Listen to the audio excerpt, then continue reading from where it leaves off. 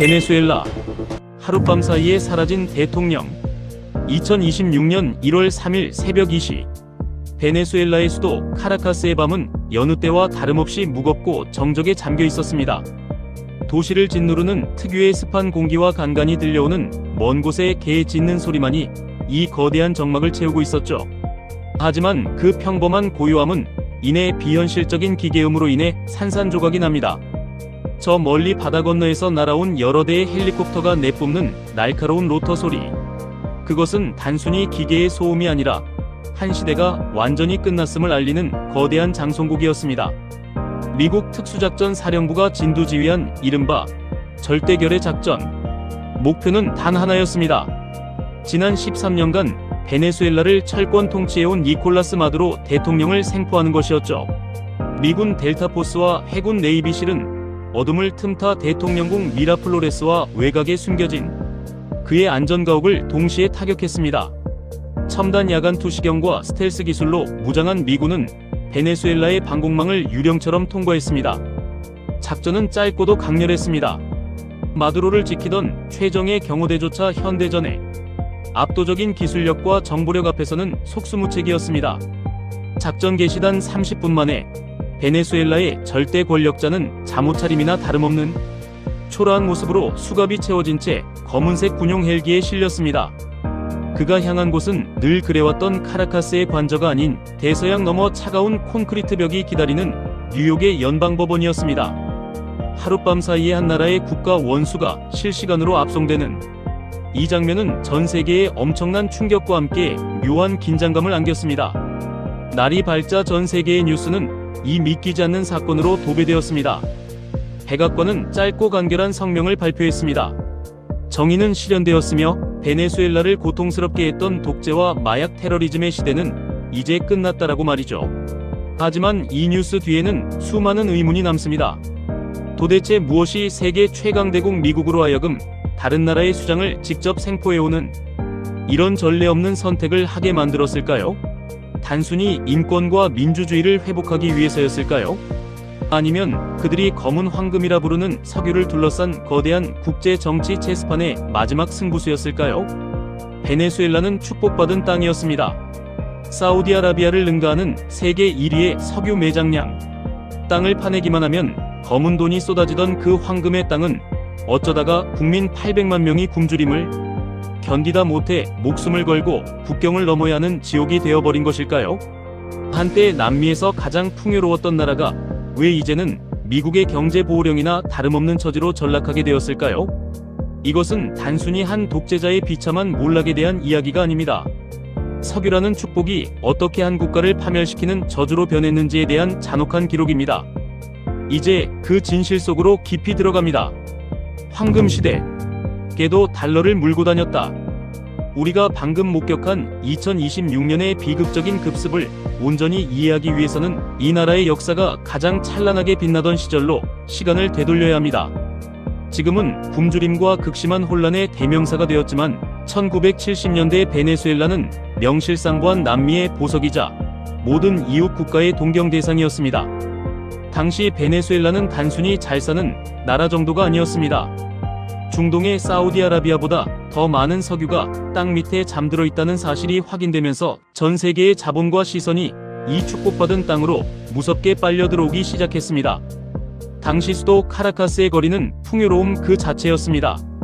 세련된 고층 빌딩들이 매일같이 스카이라인을 새로 썼고 시민들은 남미 대륙에서 가장 높은 구매력을 자랑하며 풍요를 만끽했습니다. 다메 도스, 즉 두 개 주세요라는 말이 당시 베네수엘라 사람들의 일상적인 유행어였다는 사실을 아십니까? 쇼핑을 위해 미국 마이애미로 주말 여행을 떠나는 것이 일상이었고 어떤 물건이든 하나만 사는 법이 없었을 정도로 그들의 지갑은 두툼했습니다. 오죽하면 길거리에 돌아다니는 개도 $100 지폐를 입에 물고 다닌다는 우스갯소리가 전설처럼 전해질 정도였습니다. 그만큼 달러는 흔했고 내일은 오늘보다 더 부유할 것이라는 확신이 나라 전체를 지배하고 있었습니다. 하지만 이 눈부신 황금빛 커튼 뒤에서는 치명적인 병이 소리 없이 깊어가고 있었습니다. 경제학자들이 경고하는 네덜란드 병이 베네수엘라의 기초 체력을 서서히 잠식하고 있었던 것이죠. 석유를 팔아본 달러가 너무나 쉽게 쏟아지다 보니 베네수엘라 사람들은 땀 흘려 농사를 짓거나 공장에서 물건을 만드는 고된 수고를 잊기 시작했습니다. 쌀과 고기, 비누와 치약 같은 사소한 생활 필수품까지도 석유를 판 돈으로 외국에서 사오면 그만이었습니다. 국내의 제조업과 농업은 값싼 수입품에 밀려 소리 없이 무너졌지만 누구도 신경 쓰지 않았습니다. 석유라는 마약에 취해 스스로 무언가를 생산해내는 법을 잊어버린 것입니다. 이 시기 베네수엘라의 정치는 이 거대한 부를 다루는 데 무능했습니다. 정치인들은 미래를 위한 인프라 투자나 산업 다각화 대신 당장의 표를 얻기 위한 선심성 정책에 석유 자본을 쏟아부었습니다. 석유 가격은 영원히 오를 것이고 우리의 파티는 멈추지 않을 것이다라는 근거 없는 낙관론이 국가 시스템 전체를 마비시켰습니다. 겉으로 보기엔 남미에서 가장 민주적이고 부유한 나라였지만 사실은 석유 가격이라는 외부 요인에 국가의 명주를 통째로 맡긴 위태로운 상태였습니다. 축제가 절정에 달해 샴페인을 터뜨리던 그 순간 수평선 너머에서는 이 화려한 모래성을 단숨에 무너뜨릴 거대한 폭풍이 다가오고 있었습니다. 거위의 배를 가르다. 전문성의 숙청. 화려했던 파티가 끝나가던 1999년 베네수엘라 역사의 물줄기를 완전히 바꾼 인물이 누구? 차베스가 권좌에 오릅니다. 그는 스스로를 21세기 사회주의자이자 가난한 자들의 대변자라고 칭하며 부패한 기득권을 타파하겠다는 강력한 약속으로 집권했습니다. 집권 초기 차베스는 운이 좋았습니다. 국제 유가가 하늘 높은 줄 모르고 치솟았고 그가 휘두를 수 있는 달러는 넘쳐났습니다. 차베스는 이 돈을 쏟아부어 전례 없는 복지 정책을 펼쳤습니다. 무상 의료, 무상 교육, 그리고 시장가보다 훨씬 저렴한 식료품 보급까지. 수십 년간 소외되었던 빈민들은 그를 신처럼 추앙했고 베네수엘라는 다시 한번 장밋빛 미래를 꿈꾸는 듯 했습니다. 하지만 차베스의 칼날이 국가의 유일한 심장인 국영 석유기업 PDVSA를 향하면서 비극의 씨앗이 뿌려지기 시작했습니다. 2003년 차베스의 독재적 운영에 반대하며 파업을 벌인 석유 전문가들을 향해 그는 전 세계가 경악할 결단을 내립니다. 단 하루 만에 무려 1만 8천 명의 숙련된 기술자와 경영진 그리고 지질학자들을 해고해버린 것입니다. 그가 국영 텔레비전에 나와 직접 호루라기를 불며 한 명 한 명의 이름을 부르고 당신은 해고야 라고 외치던 장면은 베네수엘라가 전문성을 포기하고 정치적 충성심을 선택했음을 보여주는 상징적인 순간이었습니다. 이 하룻밤 사이의 숙청으로 베네수엘라 석유 산업이 쌓아온 100년의 기술 노하우는 순식간에 공중분해되었습니다. 숙련된 전문가들이 떠난 자리에는 석유에 대해 아무것도 모르는 충성파 군인들과 정치인들이 앉았습니다. 석유를 땅속에서 뽑아내고 정제하는 일은 단순히 파이프를 박는 일이 아닙니다. 그것은 미세한 지질 분석과 고도의 정밀함, 그리고 끊임없는 시설 투자가 뒷받침되어야 하는 첨단 산업입니다. 하지만 새로운 관리자들은 유전에서 벌어들인 돈을 시설 보수나 노후 장비 교체에 쓰는 대신 오직 차베스의 정치적 입지를 굳히기 위한 무상복지 자금으로만 쏟아부었습니다. 겉보기에는 석유가 계속 나오는 것 같았지만 사실은 미래의 수입을 오늘 당장 끌어다 쓰는 도박이나 다름없었습니다. 황금알을 낳는 거위의 배를 가른 결과는 곧 참혹한 현실로 다가왔습니다. 전문가가 사라진 유전에서는 크고 작은 사고가 빈번해졌고 정유 설비들은 하나둘씩 멈춰섰습니다. 세계 최고의 석유 매장량을 가졌음에도 불구하고 정작 자기 나라 자동차에 넣을 휘발유조차 제대로 정제하지 못해 외국에서 기름을 비싸게 수입해오는 기가 막힌 상황이 벌어지기 시작한 것입니다. 전문성을 무시한 정치가 어떻게 국가의 핵심 엔진을 서서히 망가뜨리는지 베네수엘라는 온몸으로 그 혹독한 대가를 치르기 시작했습니다. 거위는 이미 죽어가고 있었지만 사람들은 여전히 복지라는 최면에 취해 다가올 어둠을 보지 못하고 있었습니다. 지옥의 문이 열리다. 초인플레이션. 영원할 것 같았던 석유 파티는 2014년 국제 유가가 폭락하면서 비극적인 막을 내립니다. 배럴당 100달러를 넘나들던 기름값이 반토막이 나자 베네수엘라라는 거대한 성은 모래성처럼 허무하게 무너져 내렸습니다. 석유 수출이 국가 수입의 95%를 차지하던 나라에서 달러 공급이 끊긴다는 것은 곧 사형 선고와도 같았습니다. 이미 국내 제조업과 농업은 고사한 상태였기에 베네수엘라는 빵 한 조각, 기저귀 한 개조차 외국에서 사올 돈이 없었습니다. 마트의 선반은 하룻밤 사이에 텅 비었고 사람들은 먹을 것을 구하기 위해 몇 시간씩 줄을 서야 했습니다. 이 절망적인 상황에서 니콜라스 마두로 정부가 선택한 해결책은 국가를 더 깊은 수렁으로 밀어넣었습니다. 부족한 재정을 채우기 위해 조폐기를 돌려 화폐를 무제한으로 찍어내기 시작한 것입니다. 결과는 참혹했습니다. 시장에 돈은 넘쳐나는데 살 물건이 없자 물가는 통제 불능 상태로 치솟았습니다. 이것이 바로 전 세계를 경악게 한 하이퍼인플레이션의 시작이었습니다. 아침에 커피 한 잔을 마셨던 돈으로 저녁에는 껌 한 통도 살 수 없을 만큼 돈의 가치가 증발했습니다. 지폐는 세는 것이 아니라 무게를 달아 거래해야 했고 아이들은 가치가 없어진 지폐 뭉치로 종이 비행기를 만들어 날리거나 가방을 접어 파는 지경에 이르렀습니다. 일상은 서서히 지옥으로 변해갔습니다. 물가가 1년에 수십만 %씩 뛰자 국민의 90%가 빈곤층으로 추락했습니다. 한때 풍요를 자랑하던 중산층조차 쓰레기통을 뒤져 끼니를 해결해야 하는 처참한 현실이 매일같이 이어졌습니다. 설상가상으로 국가 시스템 전반이 마비되었습니다. 전력이 부족해 일주일 중 단 이틀만 출근하는 기이한 정책이 시행되었고 병원에서는 약이 없고 전기가 끊겨 환자들이 수술대 위에서 목숨을 잃었습니다.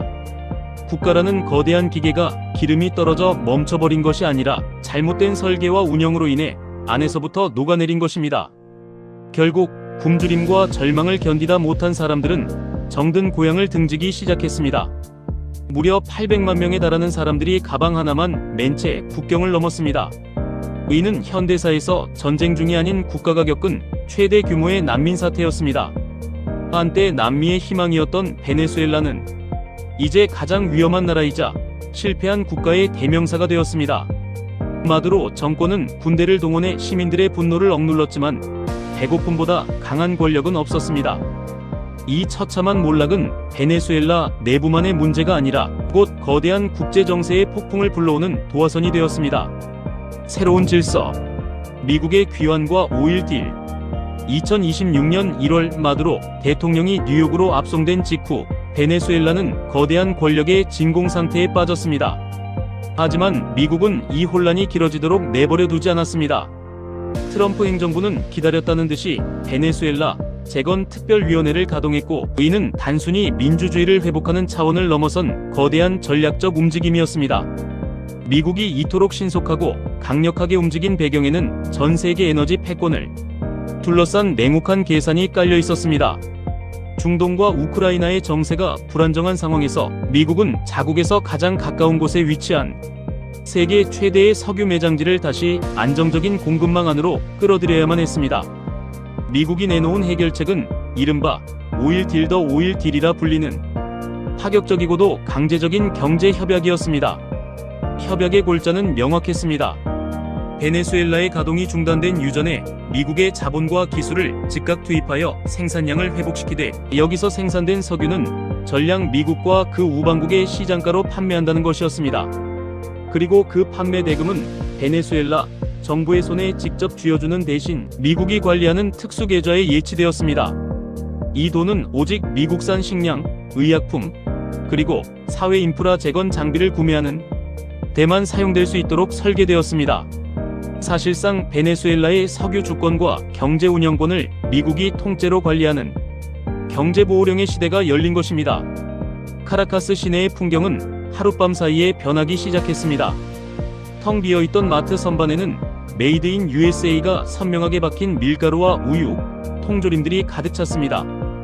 굶주림에 지쳤던 시민들은 성조기를 흔들며 미군과 구호물자를 환영했습니다.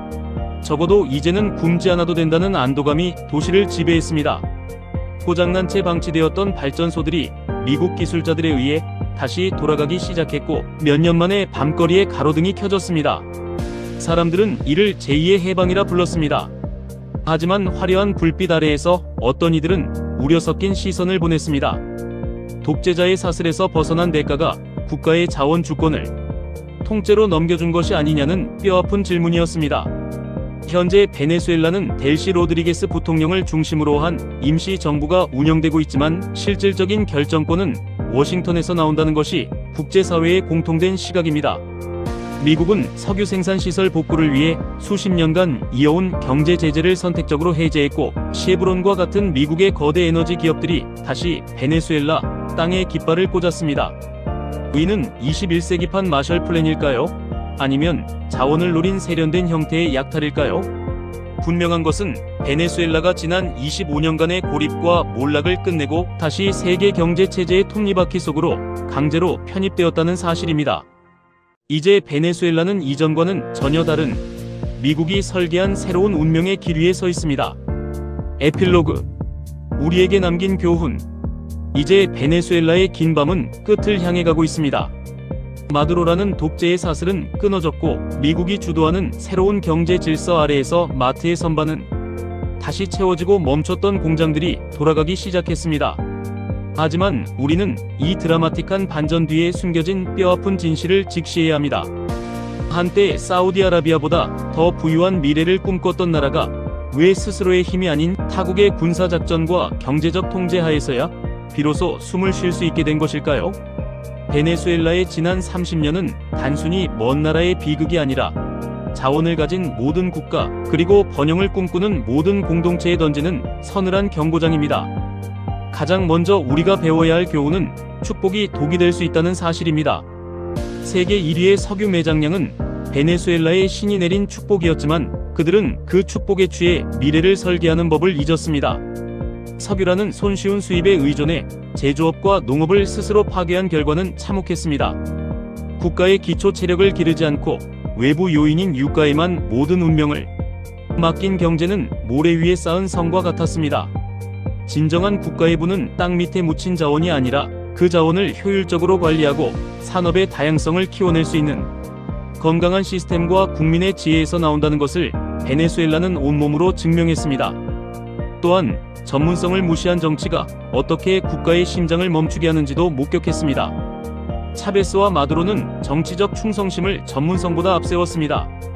1만 8천 명의 석유 전문가들을 단 하루 만에 몰아낸 오만함은 결국 세계 최대의 유전을 고철 덩어리로 만들었습니다. 복지라는 이름의 달콤한 포퓰리즘은 당장의 환호성을 끌어낼 순 있었지만, 미래를 위한 재투자가 사라진 자리는 하이퍼인플레이션이라는 지옥으로 변했습니다.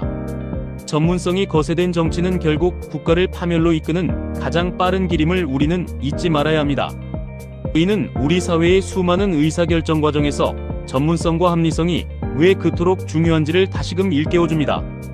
이제 베네수엘라는 다시 일어서려 합니다. 하지만 그 재건의 모습은 그들이 꿈꿨던 완전한 독립과는 거리가 멉니다. 자원 주권의 상당 부분을 미국에 내어준 대가로 얻은 평화는 우리에게 주권의 소중함과 동시에 국제 정세의 냉혹함을 가르쳐줍니다. 스스로를 지킬 경제적, 정치적 힘을 잃었을 때 그 나라의 자원은 축복이 아닌 강대국들의 먹잇감이 될 수 있다는 사실입니다. 베네수엘라의 비극은 우리에게 말합니다. 번영은 공짜로 주어지지 않으며, 그 번영을 유지하기 위해서는 끊임없는 혁신과 합리적인 시스템, 그리고 미래를 내다보는 해안이 필요하다는 것을요. 이 잔혹한 기록이 우리에게 남긴 마지막 질문은 이것입니다. 우리는 우리에게 주어진 축복을 다룰 준비가 되어 있는가? 영상은 여기서 마칩니다. 여러분은 어떤 생각이 있으신지 댓글로 남겨주세요. 시청해주셔서 감사합니다. 구독과 좋아요 부탁드립니다.